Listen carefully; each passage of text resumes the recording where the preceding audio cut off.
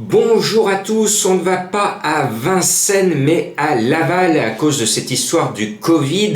Mais une réflexion me vient à l'idée alors qu'aujourd'hui, ce soir, on entend les mesures gouvernementales de déconfinement. Mais lundi, j'ai croisé par exemple à Lyon le vent de David Smaga qui habite à La Morlaix avec son écurie, donc dans la région parisienne.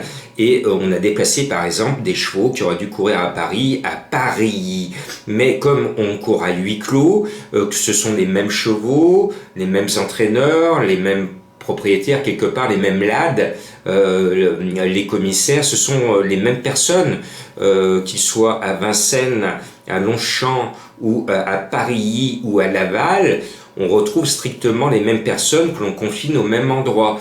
Donc le journaliste que je suis, je me dis, dans le domaine des courses, est-ce que c'est bien de ne pas économiser la planète, c'est-à-dire de lancer ces camions, ces professionnels sur les routes avec les dangers de la route, de faire de longs déplacements au lieu de jouer la carte de proximité, parce que Grosbois dans la banlieue parisienne pour les trotteurs, Chantilly, Maisons-Laffitte pour les galopeurs sont à proximité des champs de course parisiens, et on économiserait la planète. Bon, je ferme cette parenthèse.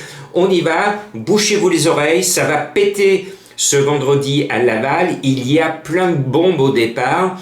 C'est peut-être un quintet piège, on marche sur des œufs ou sur des bombes. Donc attention, terrain miné. Je vous propose de faire confiance quand même au favori, Violetto Jet. C'est un cheval que j'aime bien, qui a démontré sa qualité. Franck Nivard est confiant. Le cheval est prêt, tous les feux sont au vert. Après, voilà la première bombe. Alinéa, le 3, vous le savez, c'est un cheval que je n'aime pas, c'est ma bête noire. En règle générale, je ne le mets pas sur mon ticket. Puis là, il a un gros avantage à avoir couru récemment, donc je le mets. Et puis, tout le monde parle de Jean-Michel Bazir, encore gros favori avec Dreambreaker.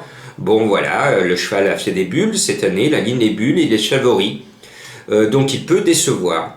Bon, je me couvre parce que tout le monde le met. Mais c'est pas une certitude, je vous aurais prévenu. C'est le favori douteux. Alcueil est mon coup de cœur, le 9, parce que lui, je l'aime bien. C'est un cheval que j'estime beaucoup et il méritera l'année prochaine de courir le célèbre Prix d'Amérique. Et puis Diablo du Noyer, c'est un cheval qui a une belle chance. Il porte le numéro 5. C'est Eric Raffin dessus. Je pense qu'il nous offre quelques garanties. Le 14 Girimo aurait dû être mon coup de cœur, mais j'attends un peu parce que je sais qu'il n'est pas à 100%. Mais en tout cas, je pense que cet été, il va gagner beaucoup de sous et il va nous en faire gagner. Voilà. Et ayez son nom en mémoire. Et puis Diable de Vauvert, le numéro 7, c'est un cheval qui a un certain talent. Il est légèrement en retard de gain. À lui d'en profiter. Il devrait compléter la bonne arrivée. Et puis la roulette russe, l'autre bombe, c'est Black Jack Fromm, le 4. Souvent, je l'écarte de mon prono, mais je me dis, Jean-Marc, et si toutes ces bombes étaient simplement à retardement, et si elles décidaient d'être bien sages? Dans ce cas-là, je vais vous donner le quintet. Bonne chance, et suivez-moi sur mon site, je vous donnerai un conseil pour 2 € d'un quintet très sûr.